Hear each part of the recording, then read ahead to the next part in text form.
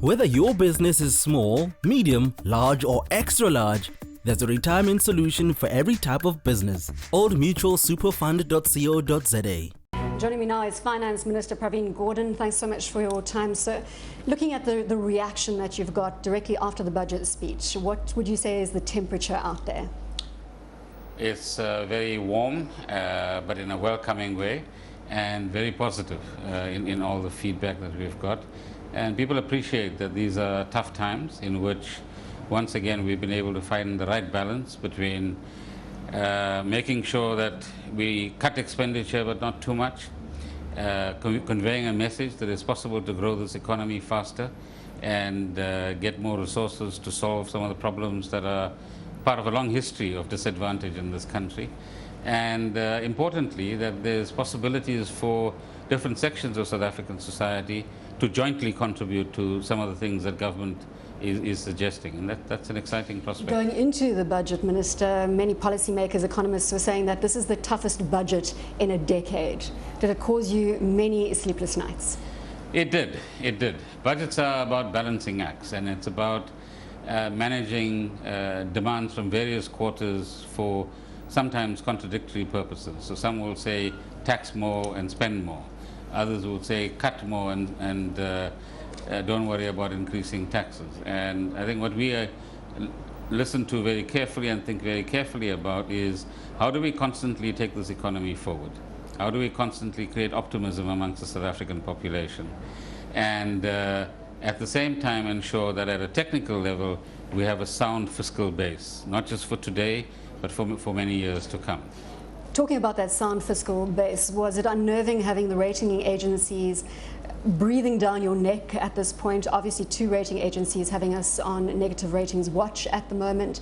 I've spoken to Conrad Royce, Managing Director of Standard & Poor's, and he seems unnerved by the budget deficit being at that 5.2% level when it comes to GDP percentage. Well, it shouldn't be, because we had this particular set of circumstances arising from the global crisis in which his company, amongst others, made a contribution. The global crisis wouldn't have come to the United States or anywhere in the world had ratings agencies not given the wrong kind of ratings to those derivative products that originated in the US. So they've got to think very hard about their contribution to this. But more importantly, we've had a lower corporate income tax in particular, and to some extent personal income tax, as a result of dynamics both coming from the global side and in terms of the events in the mining sector and other sectors of South Africa. So we've got a 16 billion rand revenue loss potentially as we go to the 31st of March. And it's too late in the year to make any other kind of adjustment in terms of a year that's almost finished. So we have just the rest of March left. So the 5.2 is, if you like, an automatic adjustment that actually needs to be made. A second factor, which perhaps people don't talk about because it's a technical issue, is that you had an adjustment of the GDP number in South Africa that made in the 2012-13 year 0.1.5 contribution to the 5.2 that we're actually talking about as well. Minor, but not unimportant. Let's talk now about the positives. National Development Plan has been tabled heavily as a solution to South Africa's economic problems. Is it realistic that it's going to get us to that 5% growth rate, and if so, over what time period? Look, there are many countries in the world that over a 20-30 year period came from very low levels of growth and low levels of development and a great amount of poverty to a completely different status, whether it's Malaysia, Taiwan, South Korea, there are any number of examples of that. Today in Latin America, similar things are happening as well, where economic activity is being managed in a particular way, but more importantly, social distribution is being managed in a particular way. So yes, it is doable. The important ingredient we've got to get right in South Africa is a unity of purpose.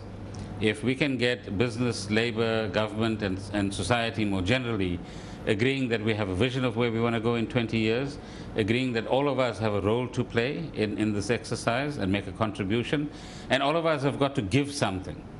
then we can make it. I was speaking to SARS Commissioner Opa Magashula just a moment ago and asked him whether you've made his job easier or harder. He says that you keep making it harder and harder. Looking at that corporate tax rate, there are critics out there who say that we should be, or the revenue should be unlocking the billions of rands on corporate balance sheets, and that the corporate tax rate should not have remained at the 28% level. That's a surprising question. Yeah, no, I think, nobody, individuals, corporates, people who buy excisable goods will all want lower rates of taxes. We've got to understand the context we are in. And if you're going to take the advantage of lower rates or whatever... Or higher rates, because to unlock those billions, surely you need to tax more. Well, yeah, you've got to tax more on the one hand, but even within the 28% level, if we get better compliance, and if you get more investment from companies rather than holding on to cash, if people are able to take just a few more risks than they're taking at the moment, we could have a very different scenario within a year in terms of the levels of growth, the kind of revenue base that we will be looking at, and the revenue that government will have to attend to the social issues that we are plagued with. You made very favorable comments about South African companies being able to grow into or onto the continent. How quickly are we going to be able to execute on that front? That's for the companies to execute. I think what we are doing is providing the enabling platform, and as we are getting feedback, if you notice, all 3 years of this administration, we've made changes. Incrementally, I think this time is even more fundamental, to enable companies to go and invest in Africa, and to also partner with government, something we don't do well enough in South Africa, let's be frank. So you talk to the Brazilians or the Chinese or the Indians or even the French for that matter, government and business have a common purpose. We in South Africa need to develop that. Do you think that ease of access is going to help boost, now this is between South Africa and Africa, is going to help boost GDP in South Africa, given that the African Development Bank is forecasting Africa, ex-South Africa, to grow at around 6%? No, absolutely. We have many things that no country in Africa has, in terms of financial services, the legal services, the whole services area, plus skills in mining, in agriculture, and in construction. So if we get our act right, and if we do business the ethical way, both in Africa and in South Africa, what we want is a win-win outcome, where the African countries benefit and their economies grow, but the contributions that we make result, as I pointed out in the speech, in tax revenue and jobs in the South African context as well. Just in terms of Brazil, Russia, India, China, we've got the BRICS summit at the end of March. Do you expect exciting things to happen on that platform as well? You again made mention of it in your budget speech. No, absolutely. These are historical processes. They take time to mature, to bind, and to produce results. But on the finance front, I've already announced the kind of projects that we're working on, which are all very exciting. So if we can, and I'm sure we will get an in-principle agreement from the leaders that move on to the next step of the development bank, which is what we call a BRICS-led development bank. In a few years' time, we'll be able to rally all sorts of resources, not just for South Africa, but for Africa as well. If we can get the reserve pooling, that provides immense security for all of our countries. So I think those are just two examples. What we need to focus on a lot more, though, is how we can more assertively do trade as South Africa with these bigger countries. And of course, I have to end the conversation with a tough question, and that is how much of not raising tax rates this time around is because there's an election year next year? No, politics plays a part, but it's not the sole determinant of what we do. What we thought it wiser, that rather than make an ad hoc decision on a particular tax now and another ad hoc decision later, if we're serious about getting a review of our tax system, let that review take place. And let that review get this balance right between what levels of taxation and what type of tax instruments do we need on the one hand, and on the other hand, how do we promote growth, employment, and development. And I think this review committee gives us an opportunity to look at it holistically. And remember, this doesn't mean that there are no increases forever. All this means is that enjoy yourself this year while it lasts. Well, that's exactly, you brought me to another final question. When are we going to expect those hikes? Are they going to happen down the line, or are you just going to watch the temperature of the economy? No, if you look at what we're saying, we've got this tax review which will tell us what I've just said about the instruments and about what yields we get from them.